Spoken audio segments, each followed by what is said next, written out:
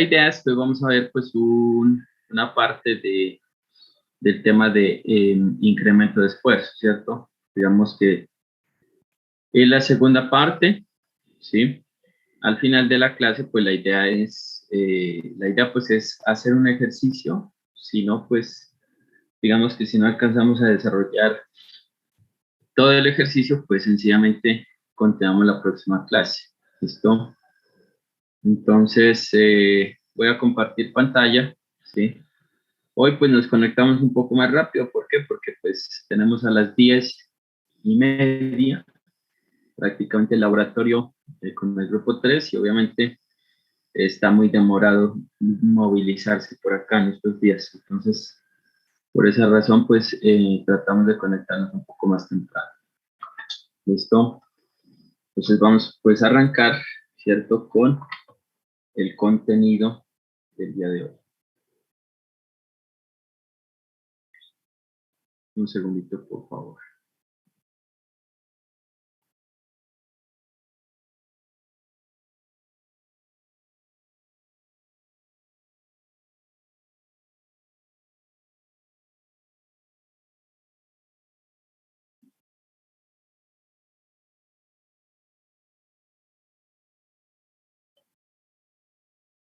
Recording in progress.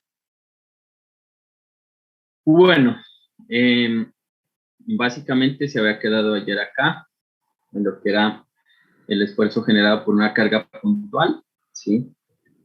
La idea, pues, al final de esta unidad, prácticamente es obtener lo que se llama incremento de esfuerzo vertical, ¿cierto? Es decir, ¿por qué razón? Porque estamos estableciendo que el medio es homogéneo e isotrópico. O sea, nosotros estamos diciendo prácticamente es que no estamos recurriendo, ¿cierto? Digamos, a parámetros de deformabilidad, ¿cierto? Parámetros tales como qué, como el tema del módulo de Poisson. O sea, no estamos, digamos, generando o sea, no estamos recurriendo a eso porque realmente si nosotros recurriéramos al módulo de Poisson, tendríamos que también recurrir a lo que es el módulo de elasticidad y obviamente eso, digamos que ya no se pasa, ¿cierto?, a tener no un medio homogéneo isotrópico, sino un medio heterogéneo y anisotrópico, ¿listo? Por lo que al final, pues digamos que toda la solución del incremento del esfuerzo vertical se traduce a una relación entre el esfuerzo o carga que se está entregando, pues, digamos, a determinada profundidad o en la superficie, y, digamos, una relación geométrica, que esa relación geométrica yo les pedí ayer que estudiaran lo que era el concepto de bulbo de presión, que no se demoraba más de 2 minutos, ¿cierto?, leyendo lo que era la definición del concepto de bulbo de presión, ¿listo?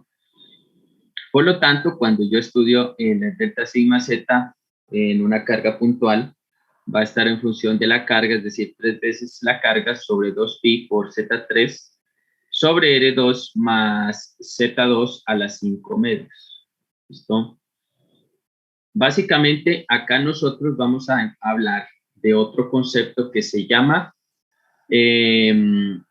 digamos, porcentaje prácticamente de esfuerzo o carga aplicada o el factor de influencia. Ese se llama factor de influencia. O sea, el factor de influencia se traduce en qué porcentaje se está aplicando del esfuerzo o de la carga, ¿cierto?, a determinada profundidad y a determinada distancia respecto al punto de origen del esfuerzo o de la carga.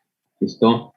Vamos a ver, pues, que obviamente dependiendo del tipo de carga o de esfuerzo que se entregue, ¿por qué? Porque estamos inicialmente enfocando esto pues a carga puntual, después pasamos ya a carga lineal y después pasamos a cargas o esfuerzos, mejor dicho, uniformemente distribuidos. En este caso, cargas uniformemente distribuidas, que en este caso son la carga rectangular y la carga circular. Esto que eso, pues básicamente lo que ya nos orienta respecto a qué, respecto a las formas de entrega de, digamos, de carga o esfuerzo al suelo y por ende, pues ya el comportamiento más asociativo hacia el tema de las cimentaciones. ¿Listo?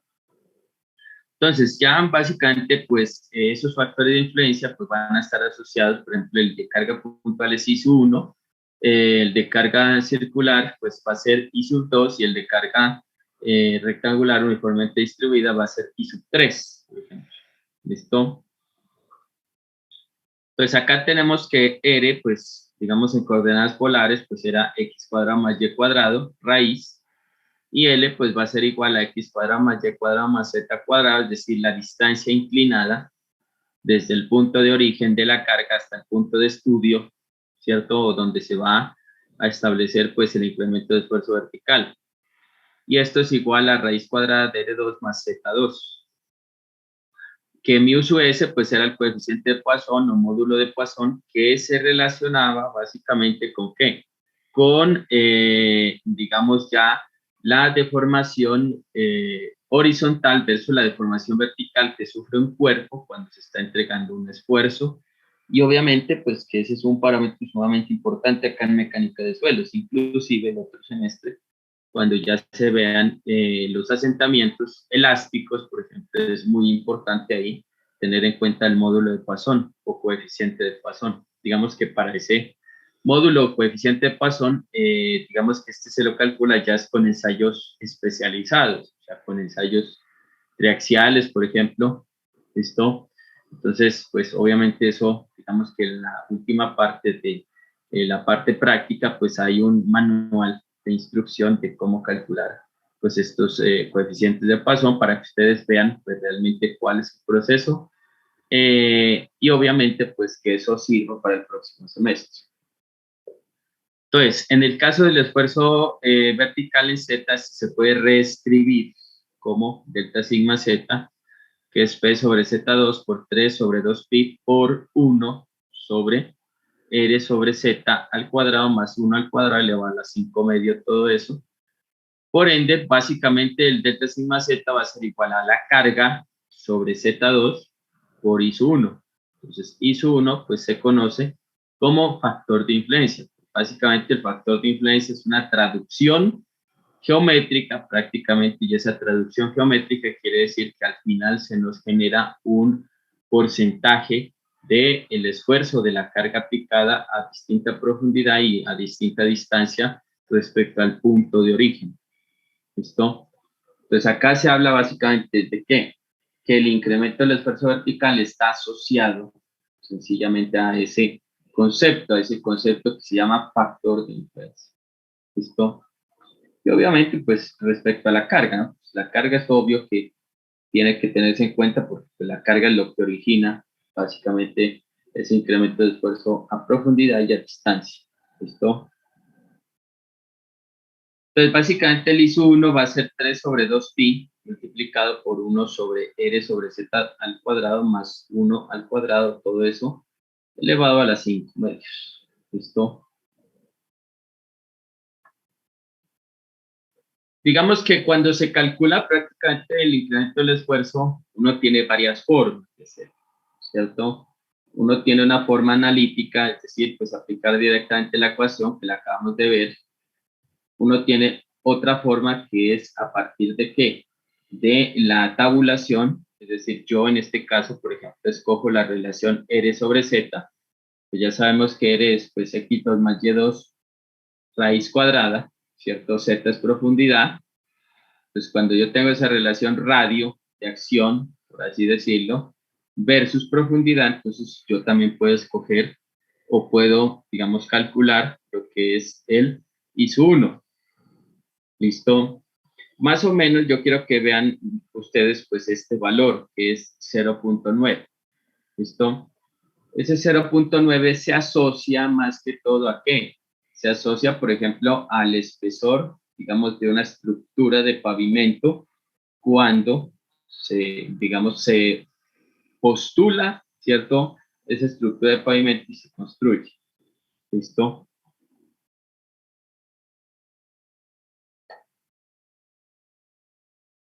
Entonces, básicamente, ¿por qué 0.90? Porque pues básicamente cuando se hace una estructura de pavimento, por lo menos en concreto asfáltico, pues son 40 centímetros de retiro de material desurrasante, porque ese material es malo prácticamente o es muy plástico. Después viene lo que es ya el reemplazo, obviamente son 40 centímetros de afirmado, o sea, iríamos 40, más 25 centímetros, por ejemplo, de su base granular, por ejemplo, ¿cierto? Más otros 20 centímetros de base granular, pues sería ¿cuánto? 40 más 45 serían 85, ¿cierto? Más 15 centímetros de capa de rodadura, eso sería 100, o sea, sería 1 metro prácticamente la estructura completa del pavimento. ¿Por qué se genera 1 metro? Porque básicamente cuando se implica o se genera o se aplica una carga puntual pues de tráfico, entonces pues básicamente se supone que el bulbo de presión que genera esa carga, ¿cierto? Sobre la estructura del pavimento y sobre los materiales térreos, básicamente alcanzaría pues hasta los 90 centímetros. O sea, se considera, se establece que hasta los 90 centímetros hay influencia, ¿cierto?, de la carga que está aplicando. Por esa razón es que, digamos que a partir de que cuando uno obtiene un factor de influencia del 10% hacia abajo, o sea, 9%, 8, 7, etcétera, realmente pues ahí ya no hay influencia de la carga que se está aplicando, no hay influencia. ¿Listo? Entonces eso es muy importante y eso le va dando lógica ¿qué? A las cosas, digamos, prácticas y a los conceptos prácticos y a lo que se hace en la práctica. Pues, digamos, lo que se hace en la práctica en ese caso, pues va a ser la estructura de pavimento en concreto asfáltico, por ejemplo. Ya la estructura de pavimento en concreto rígido, por ejemplo, a veces el cajeo, reemplazo de su rasante, pues son 40 y 50 centímetros, ¿cierto? Entonces serían 50 centímetros de cajeo más 20 centímetros de base granular, serían 70 centímetros más 20 centímetros de capa de rodadura en concreto hidráulico, serían 90 centímetros. Pero obviamente como el concreto pues va a tener más módulo de rigidez, ¿cierto? Y más módulo de rotura que el asfalto, pues obviamente digamos que esos 90 centímetros prácticamente pues están plenamente abarcados para generar ese factor de influencia del 10%. ¿Listo? Esas son las cosas que uno le va dando lógica ya cuando evalúa estos números o estas cifras. ¿Listo? ¿Preguntas?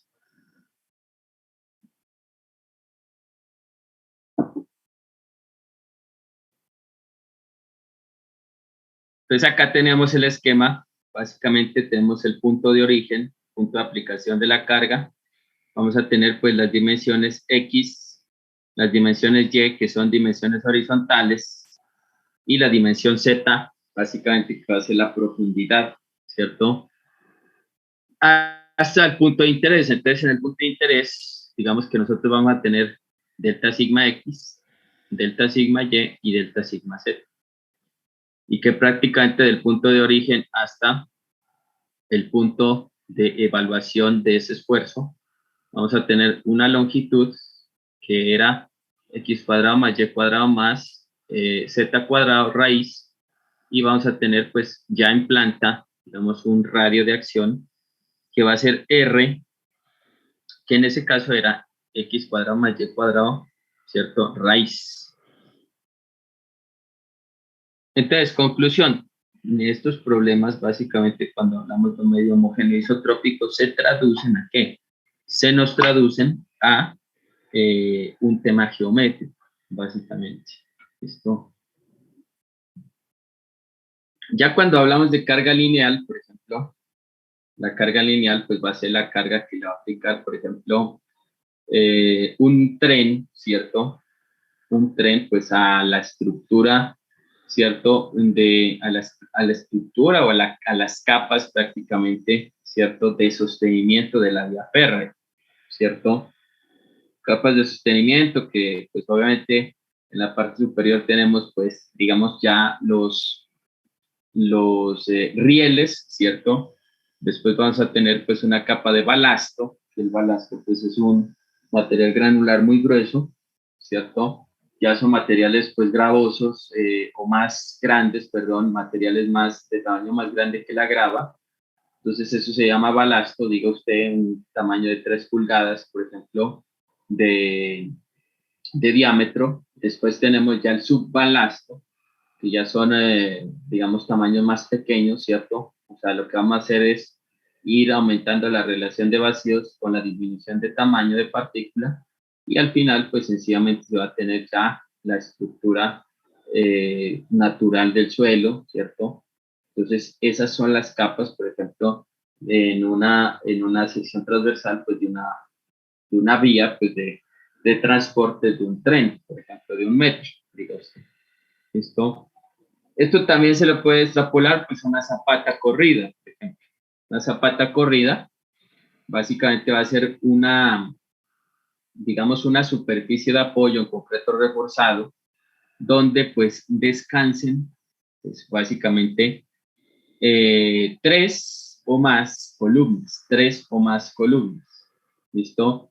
Eso se llama zapata corrida, es decir, zapata corrida básicamente va a ser como si uno tuviese pues una, digamos, un espacio, ¿cierto? Un espacio continuo, porque la zapata corrida también se llama zapata continua, un espacio continuo donde van a descansar, como les digo, tres o más columnas, es decir, que las tres columnas o más van a estar unidas en la cimentación, pues obviamente generando pues esa zona de entrega de esfuerzo que ustedes saben que entre más área se pueda ofrecer para entregar, digamos, esas cargas que tienen las columnas, pues obviamente, digamos que entre más área se tenga, menos esfuerzo se va a entregar, digamos, al suelo, ¿cierto? Y eso, pues, es lo que se va a hacer el otro semestre, es comparar prácticamente lo que se entrega de las columnas versus lo que soporta el suelo.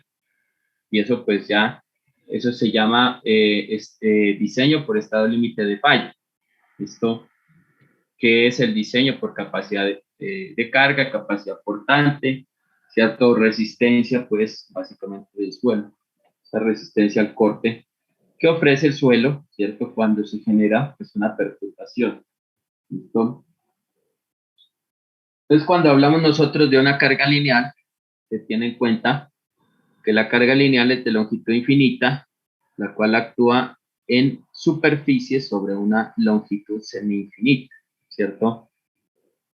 Digamos, para el caso del cálculo de la variación del esfuerzo vertical, ya nos instalamos en esfuerzo vertical, o sea, ya descartamos esfuerzo horizontal y esfuerzo horizontal. ¿Por qué?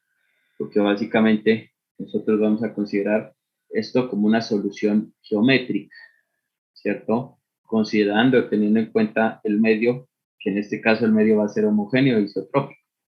¿Listo? Pues obviamente, digamos que en esa consideración de que el medio sea homogéneo e isotrópico, yo tengo que asumir también de que el medio es elástico, ¿cierto? O sea, todas las soluciones que se plantean acá, llámese carga puntual, llámese carga lineal, llámese carga uniformemente distribuida circular o rectangular, todas esas configuraciones, digamos que se asocian a un medio lineal, es decir, a un medio elástico. Es decir, pues prácticamente se está asumiendo que si se quitaran esos esfuerzos o esas cargas, pues el medio debería generar un retorno, ¿cierto?, a su estado original en términos de deformación. ¿Listo? Entonces, básicamente acá tenemos que el delta sigma va a ser igual a 2 veces la carga sobre pi por x2 más z2 elevado al cuadrado. O que es igual también a 2 veces la carga sobre pi por x sobre z al cuadrado más 1 al cuadrado. ¿Listo? Al final, pues se puede básicamente trasladar, digamos, a dividir prácticamente en el lado del incremento de esfuerzo vertical lo que es la carga sobre la profundidad. ¿Listo? Básicamente eso es como si uno tratara de establecer en el lado izquierdo de esta ecuación un tema de factor de influencia, un factor de influencia, es decir, eso nos va a permitir a nosotros o esta es la introducción prácticamente para poder dibujar algo que se llama carta de Newmark, que la carta de Newmark es la que me permite a mí solucionar de forma gráfica el incremento del esfuerzo vertical para cualquier tipo de carga en planta. Desde que la carga sea uniformemente distribuida, no hay ningún problema para poder solucionar ese incremento de esfuerzo vertical a partir de esa metodología, repito, gráfica. ¿Listo? Otra de las situaciones también es establecer lo que decíamos ayer, que es el tema del peso del material circundante al suelo de fundación, ¿sí? O sea, no es que en el suelo de fundación se hace una excavación, se coloca la cimentación, todo el tema, y no es que solamente el suelo que está por debajo de la cimentación va a ser el que va a soportar sencillamente pues ese esfuerzo que está entregando la estructura, ¿cierto?, a través de la columna hacia el cimiento, sino que realmente también ese suelo circundante, es decir, el suelo circundante a la excavación, va a ser el que va a contribuir también generando un peso para tratar de equilibrar esas cargas que se están entregando, esos esfuerzos que se están entregando. ¿Listo? Por eso es que ayer veíamos que en el tema de utilidad del concepto de esfuerzo se habla de lo que es el principio de sustentación en cimentación. El principio de sustentación es lo que yo les estoy diciendo, que es la compensación entre el esfuerzo que se entrega por parte de la estructura y básicamente lo que permite generar el suelo circundante y pues obviamente el suelo que está por debajo de la cimentación, el que está generando contacto.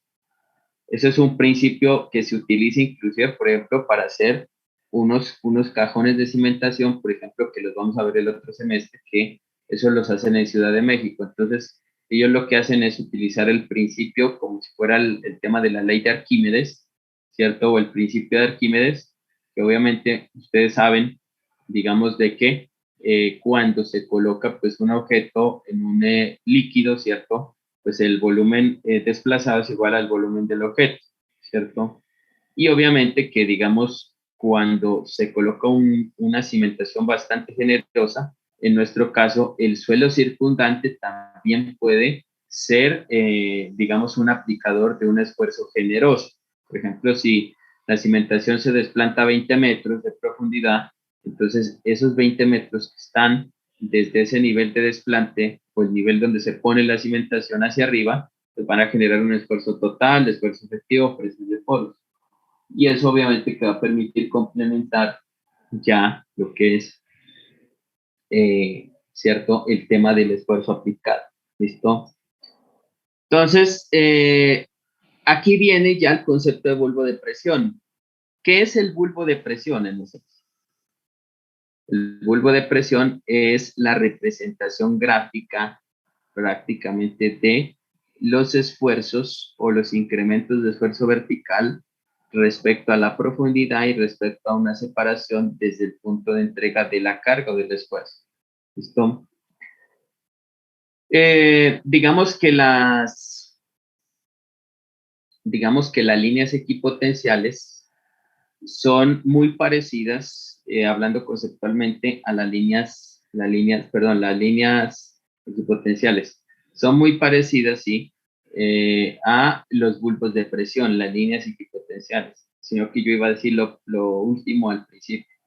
O los bulbos de presión son muy parecidos a las líneas equipotenciales. ¿Por qué razón? Porque se supone que en toda esta trayectoria se nos genera el mismo incremento del esfuerzo vertical. ¿Por qué razón? Por lo que, digamos, en este punto de acá, o sea, lo que estamos perdiendo en profundidad lo compensamos con distancia horizontal, ¿cierto? Acá, por ejemplo, en la parte inferior, lo que perdemos en distancia horizontal lo compensamos con profundidad. Y acá en la parte de la derecha, lo que perdemos de profundidad lo compensamos con distancia horizontal. Entonces, básicamente esas trayectorias conocidas como bulbos de presión son trayectorias que me definen un incremento de esfuerzo vertical igual, ¿cierto? O sea, ¿qué quiere decir eso? Que si el incremento del esfuerzo vertical acá, digamos que la carga por unidad de longitud sean 40 ¿cierto? 40 toneladas, por ejemplo, suponiendo entonces que acá en el bulbo de presión esto nos genere 4 toneladas de incremento de esfuerzo vertical. Esas 4 toneladas van a estar iguales aquí, iguales en el punto A, iguales por acá debajo de la zona de aplicación, digamos en una línea vertical, y por acá hacia la izquierda. ¿Listo? Ese es el concepto de bulbo de presión. Si ustedes se acuerdan, ayer que estábamos nosotros viendo unos gráficos, ¿cierto? A colores, entonces básicamente esas coloraciones circulares, me representan el bulbo de presión. Obviamente que entre más cercanía, ¿cierto? Y entre menos profundidad se tenga respecto al punto de aplicación, pues el incremento del esfuerzo vertical pues va a ser mayor. Por eso uno puede representar eso como una tabla de colores, prácticamente. Digamos que si uno dibujara todas estas trayectorias, o si uno generara, o qué les digo, o uno básicamente reemplazara todas esas ecuaciones en Excel, uno podría dibujar, ¿cierto? O podría colorear a partir, digamos, de condicionales, pues en Excel, ¿cierto? Esos bulbos de presión. ¿Listo?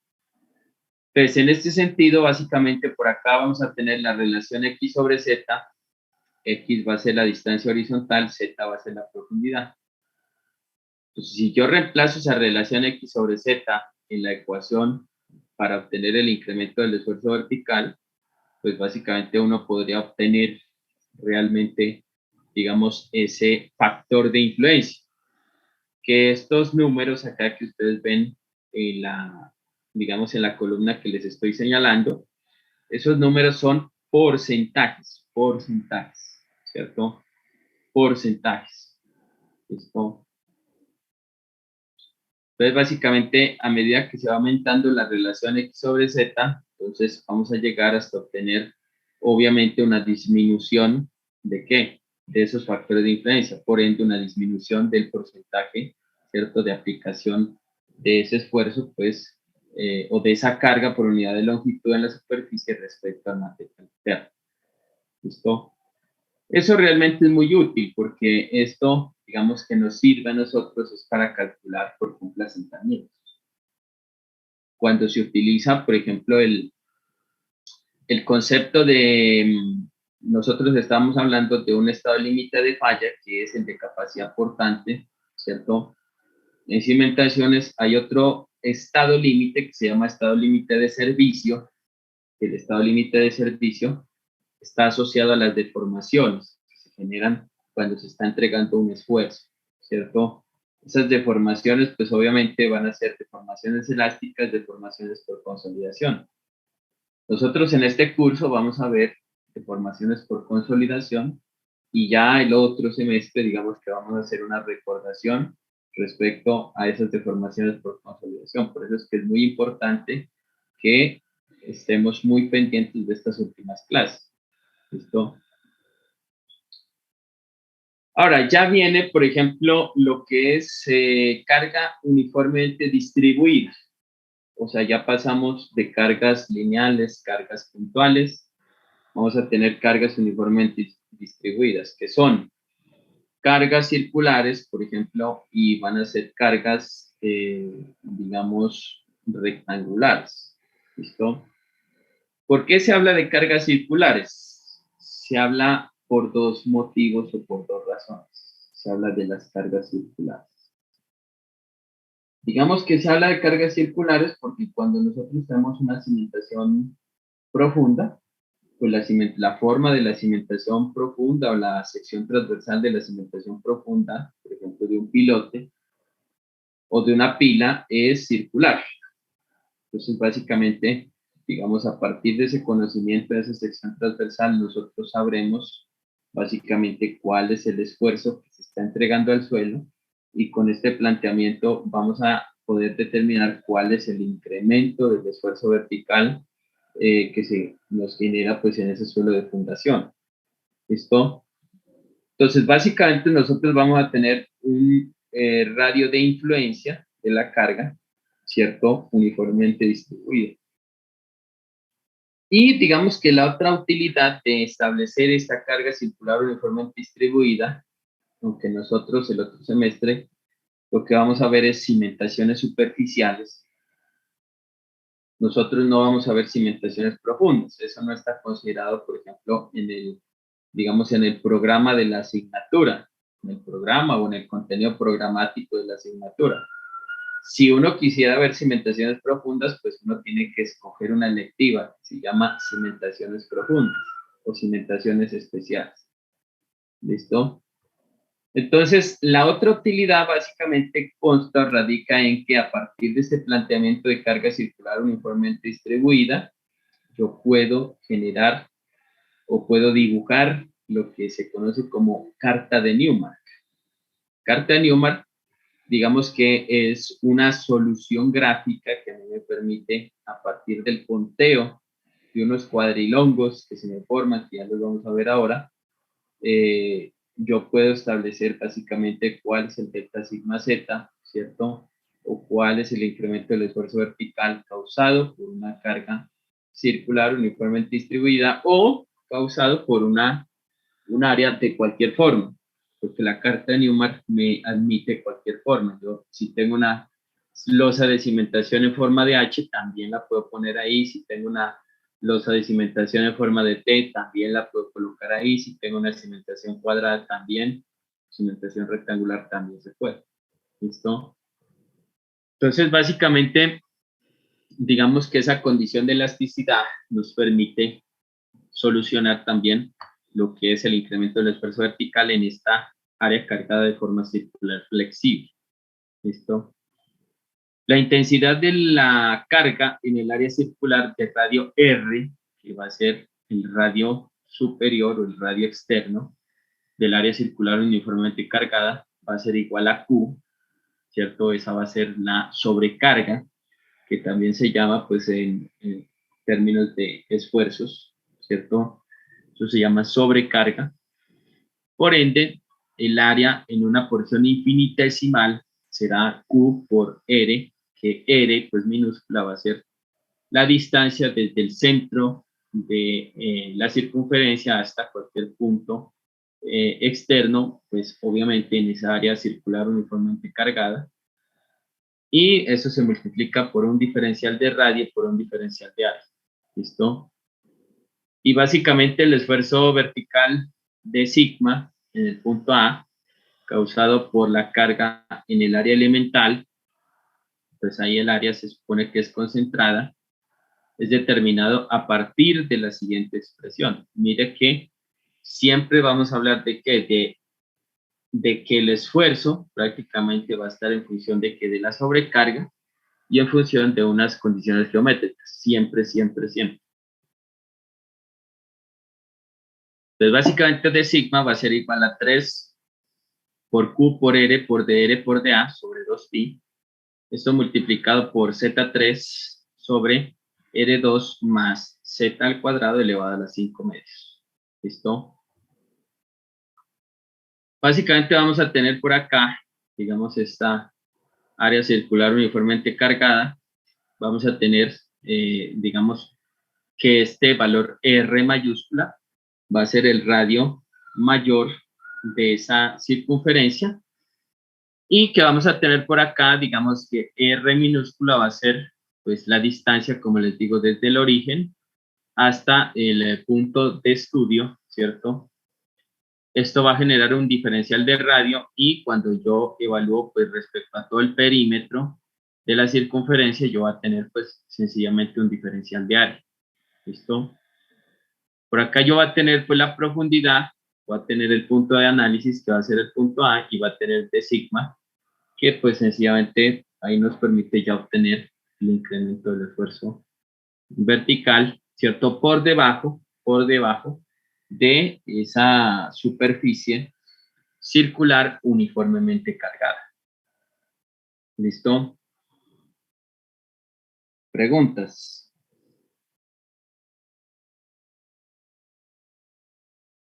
Bueno, entonces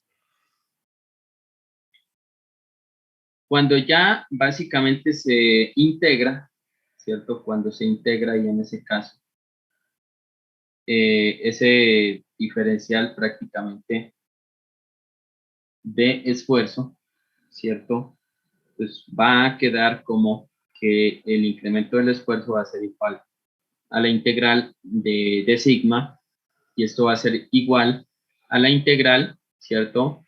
Entre a igual a 0 hasta a igual a 2pi, es decir, considerando pues el perímetro para el tema del área, y esto también pues va a ser la integral de r igual a 0 hasta r igual a r mayúscula, para considerar el tema de la distancia hacia afuera, es decir, del radio. ¿Listo? Esto pues ya digamos que el término que se pretende integrar es 3 veces q sobre 2pi multiplicado por z al cubo por r sobre R2 más Z2 elevado a la 5 medios, y esto en función de dr de A. ¿Listo? Finalmente, el incremento de la carga vertical en este caso sería el incremento, es decir, el delta sigma, la sobrecarga, multiplicada por 1 menos 1 sobre R sobre Z al cuadrado más 1 elevado a la 3 medios. ¿Listo? Entonces, pues digamos que uno ya con esta ecuación, pues teniendo en cuenta pues el valor R mayúscula, teniendo en cuenta el valor Z, es decir, la profundidad, uno podría encontrar lo que es el incremento del esfuerzo vertical, ¿cierto? Que esa pues sería la solución analítica, prácticamente para un área circular uniformemente cargada. Pero, ¿cierto? Yo también podría de ahí establecer una solución gráfica, ¿cierto? Podría establecer una solución gráfica, que en este caso la solución gráfica, vamos a ver, un momentico después que nos abra el AutoCAD.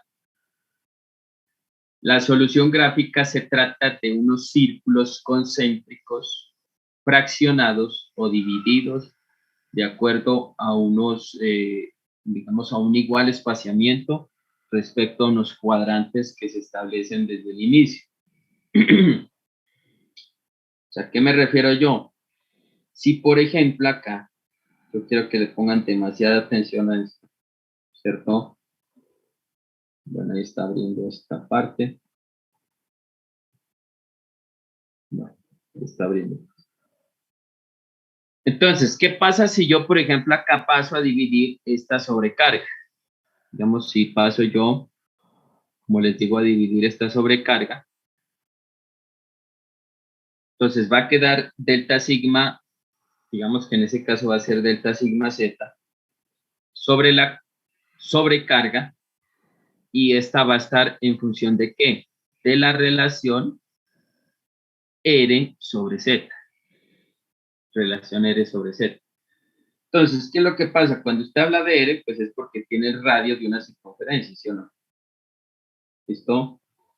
Cuando usted habla de R es porque tiene el radio de una circunferencia, y cuando usted habla de Z es porque tiene una profundidad. ¿Qué es lo que pasa? ¿Qué es lo que pasa acá si yo defino que mi profundidad es igual a 1 metro? Si yo digo, no, pues mire, lo que pasa es que ahí, digamos, para poder cancelar ese valor Z, yo digo que eso es 1, ¿cierto?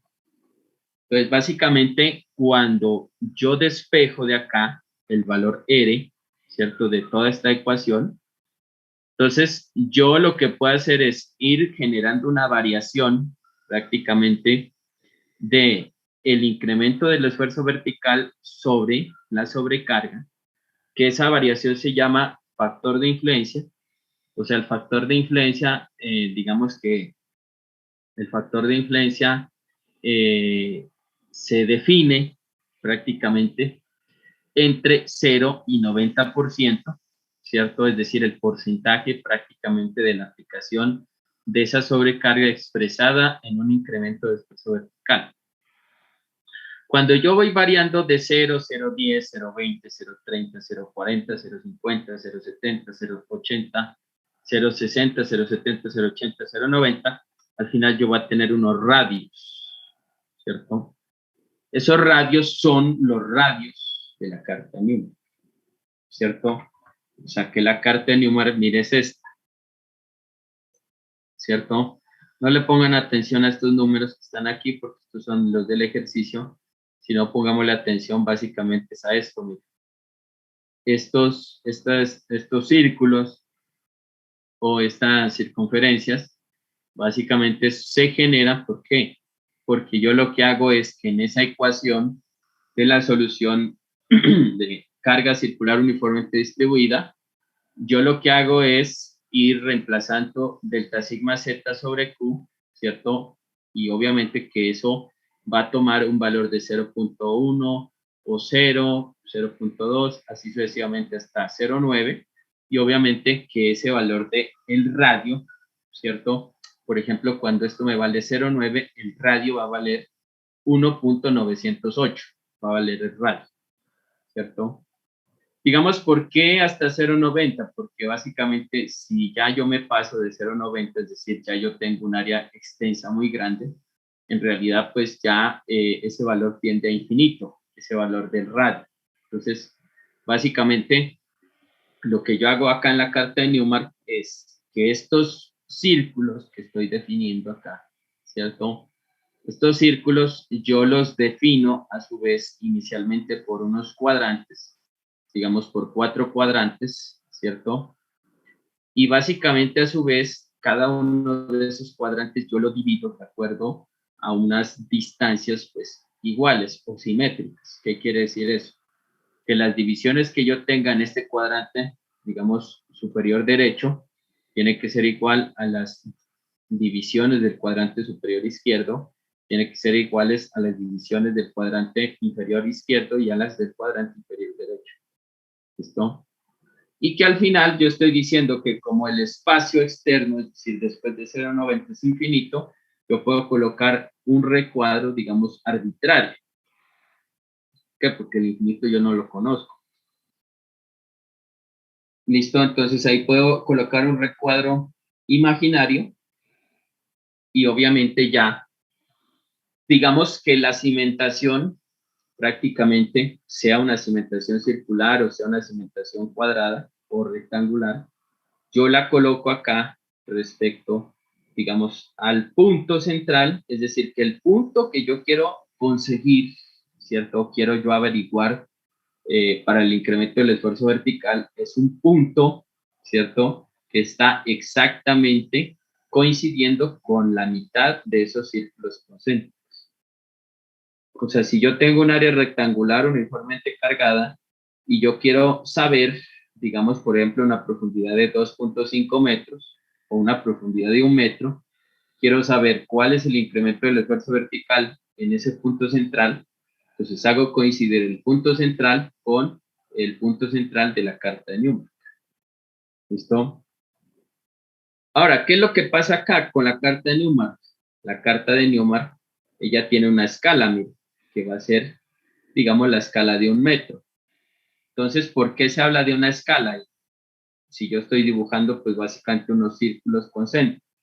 Se habla de escala porque cuando nosotros relacionamos o hicimos la relación R sobre Z, nosotros dijimos que el valor Z es igual a 1 metro. Entonces, digamos que ahí yo tengo ya esos círculos concéntricos. ¿Listo?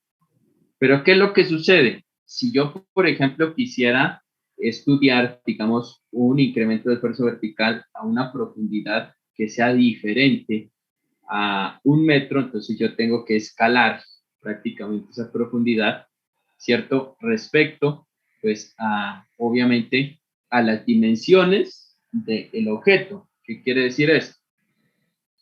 Que si yo, por ejemplo, tengo un cuerpo, digamos que en este caso es una cimentación que tiene unos 40 metros de longitud y tiene, bueno, esto es 1 metro, ¿cierto? De ancho o 1,01 de ancho. Entonces, si yo, por ejemplo, quisiera esa cimentación, o sea, conocer respecto a esa cimentación el incremento del esfuerzo vertical, ¿cierto? A 2.5 metros, por ejemplo, ¿cierto? Digamos, de profundidad, pues obviamente ese punto de análisis o punto de interés. Entonces yo esos 2.5 metros los debería castigar respecto a las dimensiones. Entonces si yo, por ejemplo, divido 1,40 entre 2.50, eso me va a dar 0,56. Y si divido 1,01 entre 2,50, se me va a dar 0,40. ¿Listo? Entonces, básicamente, cuando se supone que se evalúa ya cimentación en profundidad, es como si la cimentación fuera más pequeña. ¿Por qué? Porque ya no tiene el mismo radio de acción, por ejemplo, que en el punto de contacto de la cimentación y el suelo, y no va a tener el mismo radio de acción, por ejemplo, a 50 centímetros, a 1 metro, y así sucesivamente. ¿Listo? Cosa que al final, digamos que nosotros vamos a tener, por ejemplo, acá un número de divisiones, que estas divisiones me generan, como ustedes vieron en redes de flujo, lo que se llama o se conoce como cuadrilongos. Estos, digamos que estas formas de acá, estas se llaman cuadrilongos. ¿Listo? Que son cuadrados aproximados. Y eso se genera, ¿por qué? Porque pues estamos evaluando una línea, ¿cierto? O una trayectoria de igual incremento de esfuerzo vertical. ¿Listo? Que esa es como prácticamente si uno al bulbo de presión le hiciera un corte, ¿cierto? Horizontal. Y ese corte horizontal me va a generar una trayectoria externa, que esa trayectoria externa se define o se establece acá dentro de la carta de Newton. ¿Listo? ¿Preguntas?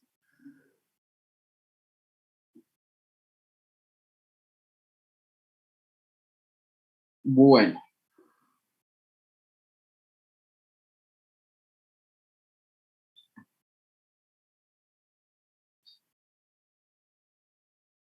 entonces básicamente, digamos, para el caso de la variación de delta sigma sobre Q con respecto a Z sobre R, ¿cierto? Es posible pues obtenerla a partir de la ecuación 22, pero también se puede a partir de un tema de tabulación. ¿Listo? Y obviamente que ahí lo que se observa es que a medida que aumenta la profundidad, la relación delta sigma sobre Q, es decir, el factor de influencia va a disminuir. ¿Listo? Cuando la relación Z sobre R es igual a 5, la relación delta sigma sobre Q va a ser igual al 6% de Q. ¿Listo? Y básicamente, digamos que cuando nosotros tenemos ya un punto distinto al centro del área, ese incremento del esfuerzo va a estar en función de ¿qué? De la sobrecarga, va a estar en función de la relación R sobre R, es decir, radio minúsculo sobre radio mayúsculo, es decir, lo que es ya la distancia respecto al centro de esa área circular, y vamos a tener lo que es Z sobre R, que en ese caso va a ser profundidad respecto al radio de la parte circular externa. ¿Listo? Entonces el delta sigma sobre Q pues va a ser igual a I2. ¿Listo? Habíamos hablado de que I1 pues era el tema de la carga puntual, I2 es el tema de la carga circular, pues y el I3 va a ser el tema de la carga rectangular. Pues acá tenemos pues básicamente la relación Z sobre R y a su vez el tema de la tabulación del delta sigma sobre Q, ¿cierto? Y va a llegar a un punto, como les digo, ya donde esa relación Z sobre R, en este caso, por ejemplo, cuando está cercana a 3, ya nos va a generar un factor de influencia que está muy cercano a 0,1 o al 10%. Pues a partir de esa relación ya no hay, digamos, mucha influencia respecto a qué, al tema del delta sigma z. Y si no hay relación respecto al tema del delta sigma z, ¿qué es lo que va a pasar? Pues no va a haber deformación. O sea, esto no es, digamos, relacionar por relacionar, sino que como esto se, digamos que se une perfectamente al tema de deformaciones, entonces, obviamente, digamos que cuando ya no hay influencia en el esfuerzo, pues no va a haber deformaciones. Eso es lo que se establece. ¿Listo?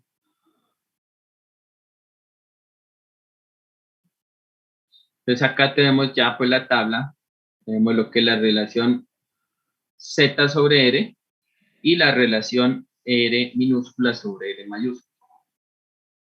Entonces esa relación Z sobre R y la relación R minúscula sobre R mayúscula me va a generar que lo que está dentro ya de este recuadro va a ser el factor de influencia y sus dos. Entonces, como yo les decía, uno lo puede obtener ya sea con la parte analítica, ya sea con la parte de tabulación, ya sea con la parte gráfica. Nosotros, por lo menos en el ejercicio, vamos a hablar de la parte analítica y de la parte gráfica. ¿Listo?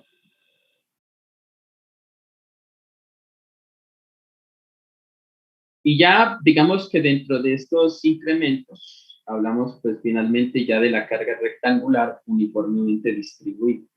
¿Listo? Digamos pues que la carga rectangular ya es una carga básicamente más familiar para nosotros. Como les digo, primero otro semestre ustedes van a ver cimentaciones y estructuras de contención, entonces pues obviamente cuando uno habla de cimentaciones superficiales, pues uno habla ya de cimentaciones de forma bien sea cuadrada o cimentaciones de forma rectangular, ya sea que uno esté hablando de una zapata aislada, ya sea que uno esté hablando de una zapata combinada, que es una zapata donde descansan dos columnas, o ya sea que uno esté hablando de una losa de cimentación, que es una zapata prácticamente, donde pues descansan todas las columnas en un área, digamos, de trabajo. ¿Listo? Entonces, para el caso de la superficie rectangular, la solución de la ecuación de Boussinesq para las condiciones de elasticidad permite que mediante una longitud y ancho, yo quiero que aquí le ponga mucha atención, ¿por qué? Porque el término longitud y el término ancho lo que refiere es a un punto de encuentro. Cuando usted une la longitud y el ancho en una superficie rectangular, pues obviamente, ¿cuál va a ser el punto de encuentro de la longitud y del ancho? Ese punto de encuentro se llama esquina. Esquina. Entonces, la parte, o sea, mencionar la esquina acá, digamos en esta condición de carga, es mencionar una limitante o una limitación que tiene este planteamiento de carga rectangular uniformemente distribuida. ¿Listo? Para que lo tengan en cuenta. Entonces, básicamente, a través de la longitud y el ancho, se puede obtener una ecuación para determinar el incremento del esfuerzo vertical bajo una carga Q. Para determinar el delta sigma en el punto A a una profundidad Z por debajo de la esquina, por eso es que yo les repito acá esquina, ¿cierto? ¿Qué quiere decir eso? Que si yo, por ejemplo, en un área rectangular quisiera saber cuál es el incremento del esfuerzo vertical, digamos, debajo del centro de esa área rectangular, sencillamente yo tendría que descomponer el área rectangular en 4 áreas o subáreas rectangulares para que básicamente el punto de análisis de esas 4 subáreas rectangulares me coincidan con la esquina de análisis, y esa esquina de análisis a su vez me va a coincidir con ¿qué? Me va a coincidir con el centro de la cimentación. ¿Listo? Entonces, básicamente, digamos, ya cuando se establece la esquina del área rectangular, ya uno puede generar un área infinitesimal que va a ser de X de Y, y básicamente que el valor de la carga va a ser de Q es igual a Q por dx por dy. ¿Listo? Para determinar, pues, el delta sigma, lo que se hace es básicamente sustituir P por Q, ¿cierto? De X, ¿cierto? De Y, ¿cierto? Y R2 por X2 más C2. ¿Listo? Es decir, que el delta sigma va a ser igual a 3 veces la carga por dx de y por z3 sobre 2pi por x2 o x al cuadrado más y cuadrado más z cuadrado igual a 5 metros. Es decir, que cuando ya se integra eso, como lo hicimos pues en el área circular uniformemente cargada. Cuando se integra eso, pues vamos a tener que el incremento del esfuerzo vertical pues va a ser la integral, ¿cierto? De sigma, y va a ser igual a ¿qué? A la integral entre y igual a 0 hasta b, entonces y se está relacionando con el ancho, y x igual a 0 hasta l, es decir, que x se está relacionando con la longitud. Entonces, al integrar 3q por z al cubo por dx de y sobre 2pi por x2 más y2 más z2 elevado a las 5 medios, esto va a ser igual a ¿qué? A la sobrecarga por el factor de influencia y sub 3. ¿Listo? Entonces, al final, vamos a obtener acá, digamos, el factor de influencia. Ahorita lo vemos. Entonces, lo que yo les decía acá, básicamente como el planteamiento acá es que yo tengo un área rectangular uniformemente cargada. Entonces, básicamente, en la zona donde va a confluir el ancho y la longitud, pues va a ser en la esquina. Entonces, es que el punto de análisis en este planteamiento está por debajo de la esquina del área rectangular uniformemente cargada. ¿Listo? Entonces, ¿eso qué pasa? ¿O eso qué genera? Eso lo que genera, finalmente, es que si yo tuviese, por ejemplo, un punto de análisis por dentro del área rectangular uniformemente cargada, ese punto de análisis me fraccionaría, ¿cierto? Las áreas en 4 áreas, ¿cierto? Es decir, tendría esta área que me genera un factor de influencia y sub 3,2, esta área que me genera un factor de influencia y sub 3,1, esta área que me genera un factor de influencia y sub 3,4 y esta área que me genera un factor de influencia y sub 3,3. ¿Listo? Esas áreas me generan unos anchos, ¿cierto? Los anchos pues siempre van a ser la menor de las dimensiones del área rectangular uniformemente cargada. ¿Listo? Cosa que al final, digamos que si yo quisiera saber el factor de influencia total, sencillamente sumo esos factores de influencia parciales. Es decir, esos factores de influencia que se relacionan a cada una de esas subáreas. ¿Listo? O sea, esto es muy sencillo. O sea, mejor dicho, esto acá no tiene, pues, no tiene pierde, como dicen por ahí. ¿Listo? Entonces, ya cuando encontramos básicamente el I sub 3, que va a ser el factor de influencia, ¿cierto? El I sub 3 se asocia a esta ecuación 27. Mire que es una ecuación larguísima. Cuando yo, pues, por ejemplo, utilizo el método analítico, entonces tengo que utilizar esa ecuación supremamente larga, ¿cierto? Para poder encontrar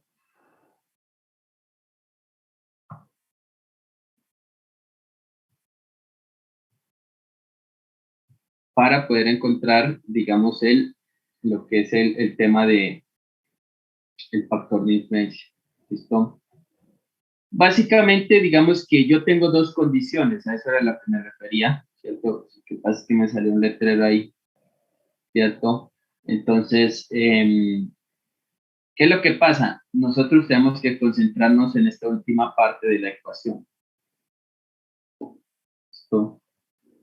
En esta última parte. ¿Listo? Entonces, básicamente, ¿qué es lo que vamos a tener nosotros acá? Vamos a tener que M va a ser igual a B sobre Z o al ancho sobre la profundidad, y N va a ser igual a L sobre Z, es decir, longitud sobre la profundidad. ¿Listo?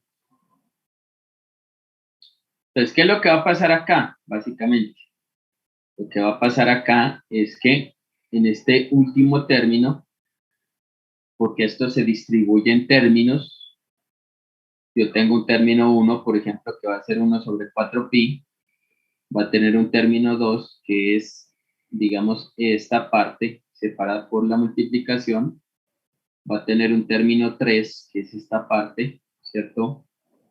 Y pues sencillamente va a tener por acá arriba un término 4, que es ese tangente a la menos 1 de toda esa fracción, prácticamente. Entonces, al final, pues, digamos que yo puedo tener dos condiciones, que cuando n cuadrado más n cuadrado más 1 menos n cuadrado sea mayor de 0. ¿Qué quiere decir eso? Que prácticamente el punto de interés que yo estoy evaluando o estoy estudiando tenga la suficiente profundidad. ¿Para qué?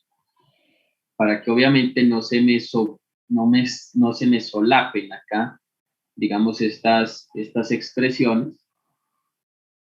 Entonces, obviamente acá esta relación n cuadrado más 1 menos n cuadrado va a ser mayor de 0. Pero básicamente si yo tuviera, por ejemplo, acá, digamos, una relación menor que 0, es decir, una relación negativa, ¿es por qué? Tenemos que tener en cuenta que el I sub 3 o el factor de influencia no puede ser negativo, ¿cierto? Factor de influencia no puede ser negativo, el factor de influencia siempre es positivo. Entonces, si nosotros tenemos un factor de influencia I sub 3 negativos, ¿por qué? Es porque realmente el punto de interés o el punto de análisis está muy cerca de la zona de aplicación del esfuerzo. O sea, no es que uno haga olímpicamente lo que han hecho algunos compañeros, es que cuando a mí me da el I sub 3 negativo, yo le pongo 0. Eso no tiene sentido. O sea, que si yo digo no, lo que pasa es que una profundidad de 0.10 respecto al punto de aplicación del esfuerzo, a mí me dio un I sub 3 de menos 0.5, entonces eso es 0. Eso no tiene sentido, ¿por qué? Porque uno no puede decir que la cimentación a 0.10 metros digamos, de espesor del material térreo, pues obviamente la cimentación no está generando nada de esfuerzo. O no puedo decir que la cimentación está levitando, porque pues si estuviera levitando, ahí sí se nos da que un esfuerzo es 0 o negativo. Pero obviamente como la cimentación está generando presión sobre el suelo, entonces ahí no nos puede dar un esfuerzo negativo y por supuesto que no nos puede dar, digamos, un incremento de esfuerzo negativo. Entonces, básicamente, cuando ya yo les digo que este término es negativo, entonces para corregir, básicamente, digamos, ese I sub 3 que nos da negativo, yo lo que hago es sumarle pi, le sumo pi, o sea que yo tendría ya un quinto término prácticamente, digamos, dentro de esa ecuación para poder establecer de manera correcta el factor I sub 3. ¿Listo? Eso para que tengamos en cuenta, ¿no? Porque algunos compañeros, como les digo, cometen ese error. Entonces, básicamente, si yo les digo calculen delta sigma z a 0 metros de profundidad, pues algunos me han colocado que 0. O sea, no tiene sentido ni que estuviéramos trabajando ni que la cimentación fuera un imán y prácticamente estuviéramos trabajando sobre hidrógeno, ¿sí o no? Preguntas.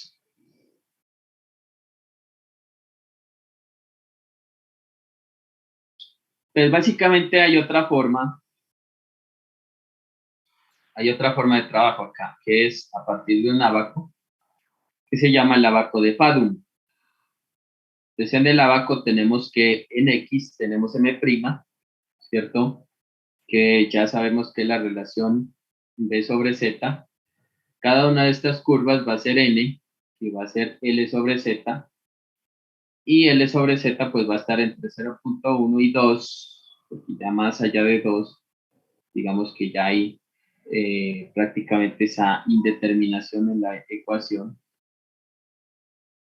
Y ya cuando relacionamos esos dos factores, vamos a tener que el I sub 3 oscila entre 0 y 0.24, casi 0.25.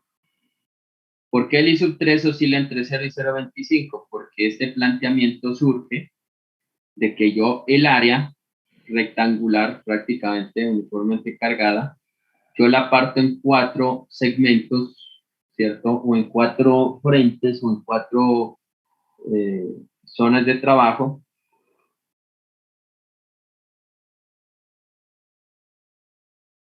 ¿Listo? Pues básicamente cada zona de trabajo lo que puede generar como máximo es que puede generar es, digamos, el 25%, ¿cierto? De ese, digamos, de ese esfuerzo, ¿cierto? Respecto a ese punto de interés que está por debajo del centro de la cimentación. ¿Listo? Entonces, es por eso que básicamente yo no puedo decir, no, es que este cuadrante me genera 100, este cuadrante me genera 100 y así sucesivamente, porque me daría 400, ¿cierto? Sino que yo digo que al sumar todos estos factores de influencia, I sub 3.1, I sub 3.2, I sub 3.3 e I sub 3.4, que voy a tener, que eso me da un factor de influencia genérico o general de 1.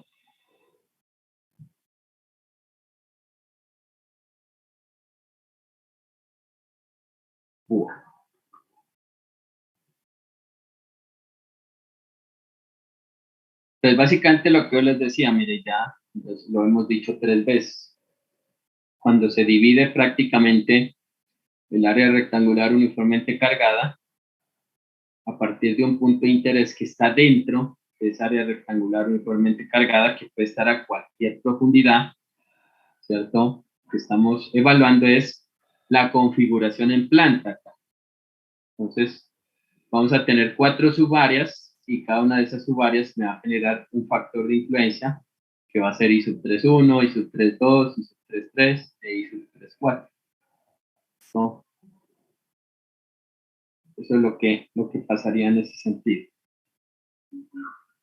Y si digamos que hay otra metodología que es delta sigma C es igual a Q por I sub C, y el I sub C va a estar en función de M1 por N1. Yo estas se las muestro sencillamente es porque hay una condición en la parte bibliográfica, es decir, un planteamiento anexo, pero con el planteamiento que vamos a trabajar nosotros es con el que les acabo de mostrar. O sea, este sencillamente es un planteamiento informativo. Entonces vamos a tener que M1 es L sobre B y N1 es Z sobre B metros. ¿Listo? Entonces acá tenemos pues ya una tabulación de M1 y N1 para poder encontrar, digamos, el I sub C, ¿cierto? ¿Cómo se ha venido trabajando? Pues en todos los planteamientos, llámese carga, llámese carga puntual, carga lineal, carga uniformemente distribuida. ¿Listo?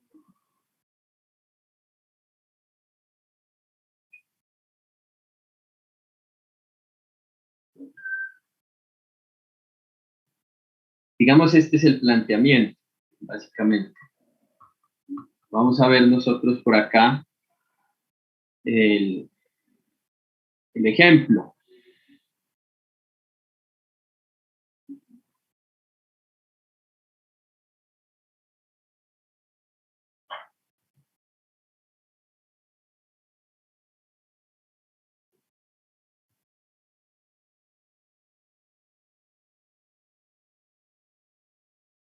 Entonces, básicamente, una cimentación rectangular de ancho igual a 1 metro y longitud igual a 1.40 recibe una carga vertical de 60 toneladas. La profundidad de desplante de esta es igual a 1.5 metros, o sea, donde está ya apoyándose la cimentación respecto al suelo. Se requiere saber cuál es el incremento o cambio del esfuerzo vertical en un punto de interés A', en una profundidad igual a 1 metro, y después a una profundidad de desplante a 2.5 metros después de la profundidad de desplante. ¿Qué quiere decir eso? Que no consideramos a partir de la superficie, sino a partir del punto de contacto entre la cimentación y el suelo. ¿Listo? Lo que nos pide acá es realizar el cálculo a partir de la metodología analítica, es decir, aplicando pues la ecuación para obtener I sub 3 y la carta de Newmark. ¿Listo? Entonces, básicamente tenemos, mire, este planteamiento de acá. Entonces, aquí pues vamos a hablar un poquitico de esto. Entonces, la profundidad de desplante pues se conoce como Deep Foundation del inglés, por eso se conoce como DSUF. Entonces, vamos a tener una carga acá puntual, digamos que va a ser la carga de columna de 60 toneladas. Pero como nosotros realmente tenemos un área que es de 1 metro por 1.40, realmente la sobrecarga va a ser de 60 toneladas, ¿cierto? Sobre el área, que es 1 metro por 1,40, es decir, vamos a tener una carga que es de 42.85 toneladas por metro cuadrado, ¿cierto? Una sobrecarga uniformemente distribuida.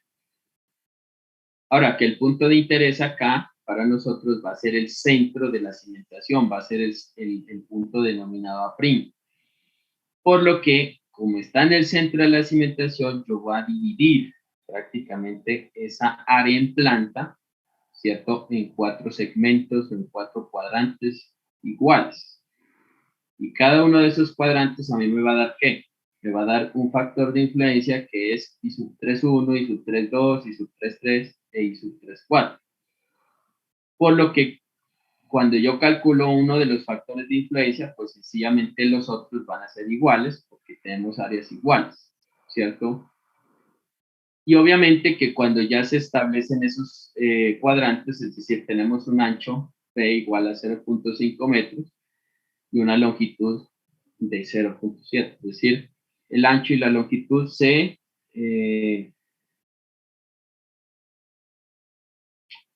el ancho básicamente pues se divide entre 2, la longitud se divide entre 2. ¿Listo? Entonces, ¿qué es lo que pasa? Básicamente lo que pasa es que nosotros vamos a estudiar un punto a 1 metro desde la profundidad de desplante, que es este punto azulito acá, ¿cierto? Y vamos a estudiar un punto desde la profundidad de desplante, que es 2.5 metros, ¿cierto? Que es este punto acá verde. Nosotros acá no vamos a considerar el efecto de ¿qué? De la sobrecarga aledaña del suelo, en la cimentación, sino sencillamente vamos a considerar lo que es el incremento del esfuerzo vertical, planteando esa sobrecarga que es 42.85 toneladas por metro cuadrado. ¿Listo? Ese es el planteamiento. Entonces ya con ese planteamiento uno entiende y sabe que realmente, digamos, lo que uno debe encontrar es sencillamente un factor de influencia, en el caso de la metodología analítica, ¿en función de qué? En función de M, que es B sobre Z, y B en ese caso va a ser la mitad del ancho real de la cimentación, porque estamos encontrando en el centro de la cimentación ese punto de interés, y N, que es L sobre Z, que en ese caso es la longitud que se genera por la división respecto a ese punto central en esa cimentación. ¿Listo? O sea, entonces el procedimiento acá se nos vuelve demasiado fácil, demasiado sencillo. Voy a hacer acá esta cuestión un poco más pequeña para que podamos aquí, digamos, analizar un poquito más, ¿cierto? Pongámosle 110, a ver cómo nos va.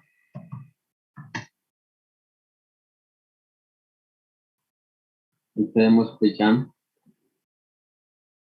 Y pues por acá voy a abrir básicamente otra ventana, ¿cierto? Bueno, este es copia OK y este es copiando. Ahora abramos este en la derecha y este otro corrámoslo hacia la izquierda. ¿Listo?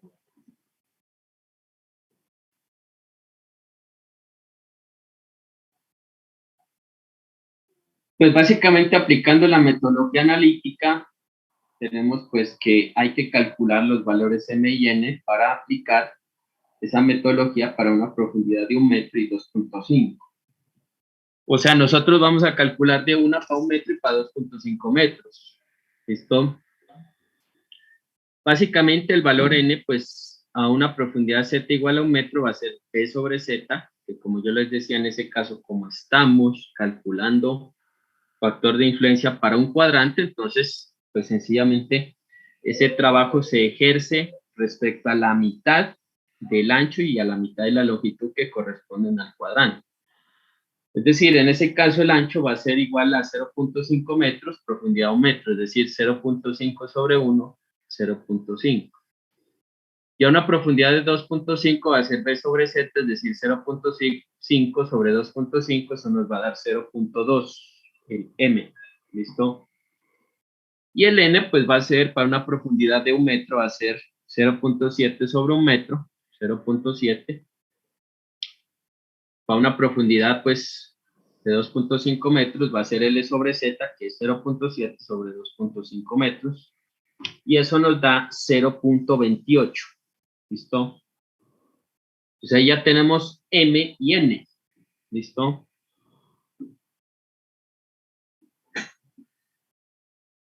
Entonces, básicamente con eso ya se aplica esa relación que yo les mostraba acá en las presentaciones, que era esta relación, para ver si yo aplicaba la ecuación 27 o aplicaba la ecuación 30. Tengo que ver si m cuadrado más n cuadrado más 1 menos m cuadrado n cuadrado es mayor que 0 o es menor que 0. En este caso, para, digamos, la primera profundidad, m cuadrado más n cuadrado más 1 menos n cuadrado, pues va a ser mayor que 0. Mire, reemplazando para z igual a metros, que me da 1.6175, que va a ser mayor a 0, por lo cual utilizamos la ecuación 27. ¿Listo? Ojo a esto, porque el factor de influencia no me puede dar negativo, no me puede dar por ningún motivo. O sea, si da negativo, se comete el error de aproximar eso a 0, y ahí es cuando ya cometemos un error muy grave, que es prácticamente decir que entonces pues no habría incremento de esfuerzo vertical en poca profundidad, y obviamente eso es un error. En realidad sí hay incremento de esfuerzo vertical en poca profundidad. Entonces, aquí lo que hacemos ya es reemplazar en la ecuación analítica, que es la ecuación 27, el factor M y el factor N, ¿cierto? Lo que me genera pues un factor I sub 3, que es el factor parcial de cada cuadrante, que el I sub 3 va a ser 0.103. ¿Listo? Y básicamente acá hacemos un comentario que es que se debe tener en cuenta que como el punto de interés queda por debajo del centro de la cimentación, entonces el valor I sub 3 corresponde únicamente a un cuadrante, pero al ser 4 cuadrantes, pues hay que multiplicar ese I sub 3 por 4. ¿Listo? Entonces el I sub 3 ya general, básicamente, va a ser, aquí pues uno puede poner I sub 3, 2, digamos, para aclarar un poco la cosa, ¿sí o no? Ya cuando yo les coloque pues ahí el ejercicio ahí en el CODES, pues ustedes van a tener en cuenta que ese es I sub 3, 2, ¿cierto? Y acá pues inclusive, ¿cierto? Bueno, eso estaría la solución ya con el I sub 3 genérico, que sería 0.103 por 4, eso nos da 0.412. ¿Listo? Entonces, para una profundidad de 1 metro, el valor del incremento del esfuerzo será pues 0.412 por la sobrecarga rectangular uniformemente distribuida, es decir, 60 toneladas sobre 1 metro por 1,40. Eso me da 17.65 toneladas por metro cuadrado. Ese sería el delta sigma z. Mírelo, acá está la figura de la izquierda, aquí está, mire, 17.65 toneladas por metro cuadrado. ¿Listo? Vamos a calcular para una profundidad de 2.5 metros. Entonces, básicamente utilizamos nosotros la ecuación 27, porque el factor m cuadrado más n cuadrado más 1 menos m cuadrado n cuadrado es mayor que 0. ¿Listo? Y entonces, pues básicamente vamos a tener que el I sub 3, al reemplazar los valores de una profundidad z igual a 2.5 metros, me da que I sub 3, digamos I sub 3, 2, coloquémosle también para que obviamente eso quede bien señalado ahí. El I sub 3, 2 sencillamente me va a generar a mí un valor de 0.024, por ende, el factor, digamos I sub 3 genérico, va a ser I sub 3, que es 0.024 por 4, es decir, que me daría 0.096. O sea, ¿eso qué quiere decir? Que eso es casi 0.1. Quiere decir que respecto a la profundidad de desplante, a una profundidad, valga la redundancia, de 2.5 metros, se me genera el 10% de la sobrecarga rectangular uniformemente distribuida que estoy entregando. Y eso lo que me genera a mí, finalmente, es que a partir de 2.5 metros hacia abajo ya no tendría yo ninguna influencia de esa sobrecarga, por ende, básicamente que la concentración de deformaciones iría hasta 2.5 metros de profundidad. Listo.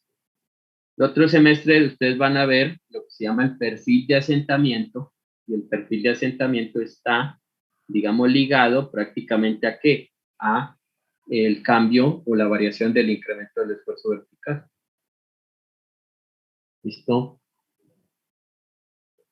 Entonces, para una profundidad de 2.5 metros, el valor del incremento del esfuerzo vertical va a ser 0.096 por la sobrecarga. Eso me da 4.11 toneladas por metro cuadrado. ¿Listo? ¿Preguntas?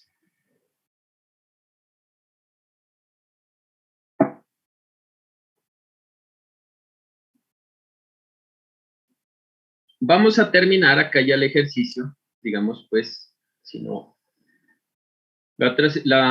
alcanzamos por la otra semana, digamos, al inicio de la clase lo terminamos.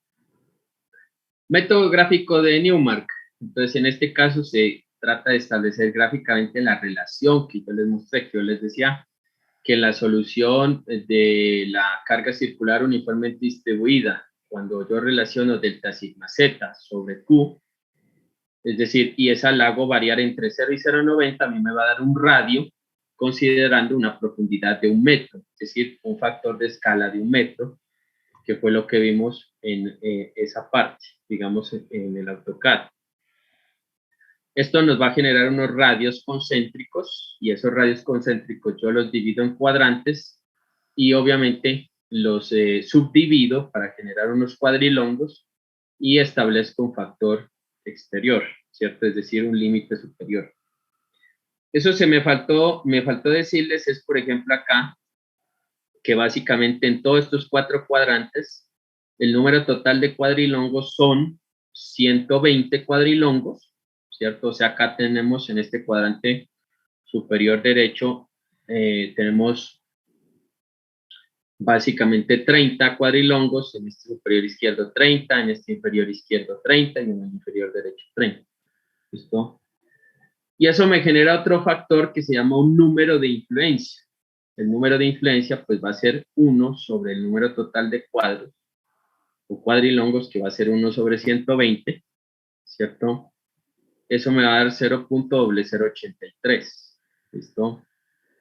Esta carta, pues de todas formas, yo se las comparto para que ustedes pues la tengan, se las comparto ahí en el AutoCAD para que ustedes, digamos, pues que sepan realmente cuántos cuadrilongos pues esto tiene. Realmente esto tiene 3 divisiones, pero va a tener una hilera de cuadrilongos 2, 3, 4, 5, 6, 7, 8, 9 y 10, contando la externa. Eso me genera 30 cuadrilongos por cuadrante, por ende, esto me genera realmente, digamos, 120 cuadrilongos, y ese número de influencia va a ser 1 sobre 120, es decir, 0.083. ¿Listo? Entonces, digamos que los anteriores valores implican que se tenga un factor de escala de 1 metro, siendo finalmente la relación R sobre Z los radios para la carta de Newmark. Y para el caso de la profundidad igual a 1 metro, el área de cimentación quedaría dibujada de la siguiente forma. Entonces, el área de cimentación, mire, queda dibujada con las mismas dimensiones originales, ¿cierto? Esto realmente no es 1,01, esto es 1 metro. 1.0 metros. ¿Listo? Entonces queda dibujada con las dimensiones originales. ¿Por qué? Porque la profundidad de escala o la escala que maneja la carta de Newmark es 1 metro. Entonces, básicamente yo no puedo escalar, digamos, ahí obviamente o no puedo cambiar ni el ancho ni la longitud porque pues ahí estaría dividiendo yo por 1. ¿Listo? Entonces, ¿qué es lo que se hace ahí? Básicamente lo que se hace ahí ya es contar el número de cuadrilongos, ¿cierto? El número de cuadrilongos, pues que mire, yo lo tengo por acá. Yo cuento cuadrilongos por cuadrante. Como los 4 cuadrantes son iguales, entonces pues lo que yo cuente en un cuadrante me sirve para los otros 3. Yo cuento los cuadrilongos que son completos. Mire, tengo estos números más grandes que me representan cuadrilongos enteros, ¿cierto? Que tengo yo por acá, mire, 1, 2, 3, 4, 5, 6, 7, 8, 9. Y voy a tener por acá cuadrilongos, digamos que son básicamente cuadrilongos parciales, es decir, porcentaje de cuadrilongo.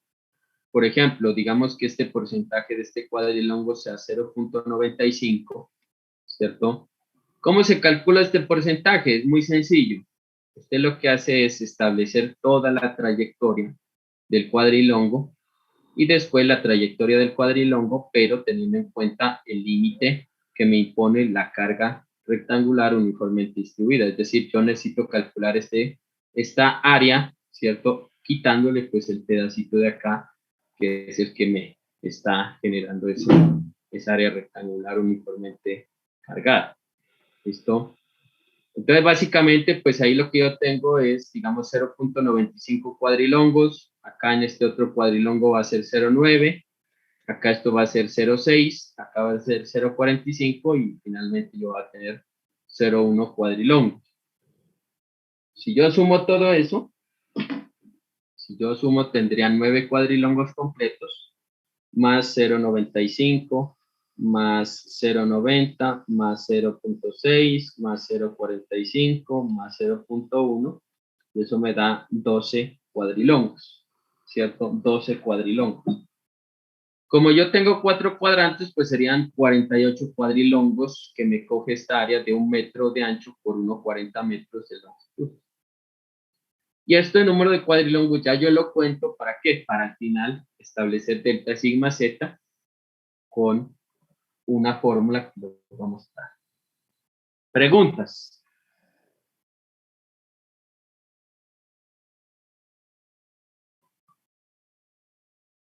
Entonces al final, lo que yo voy a tener es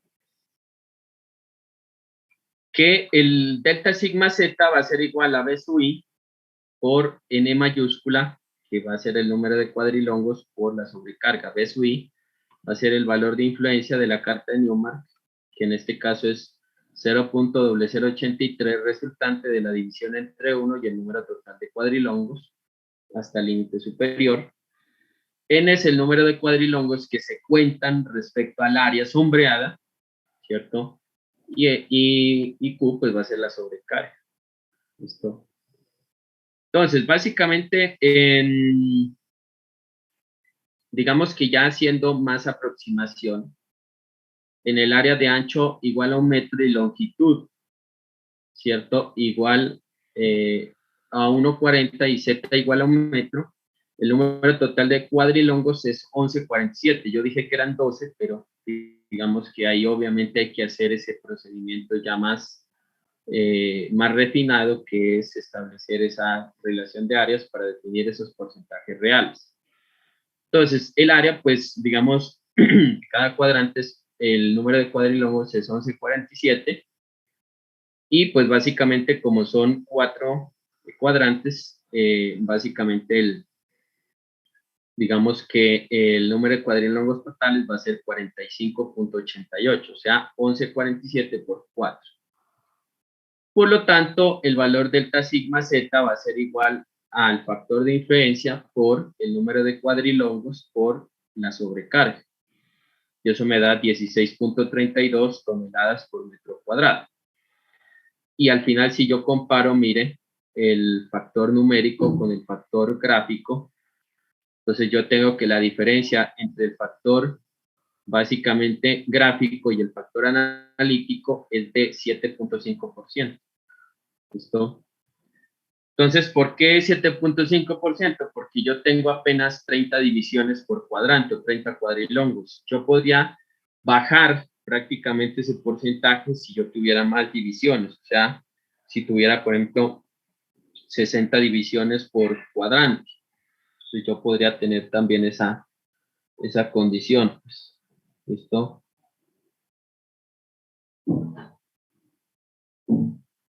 Preguntas.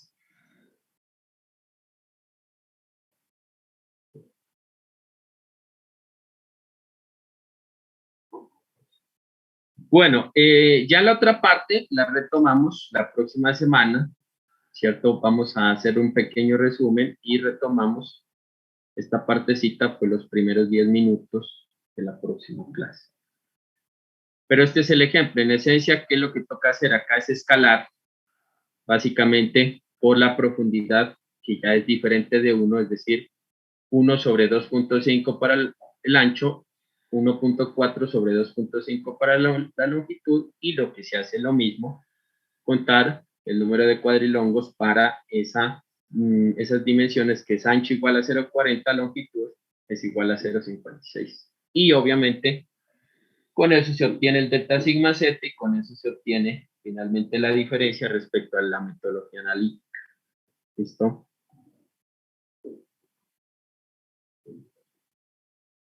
Recording stopped.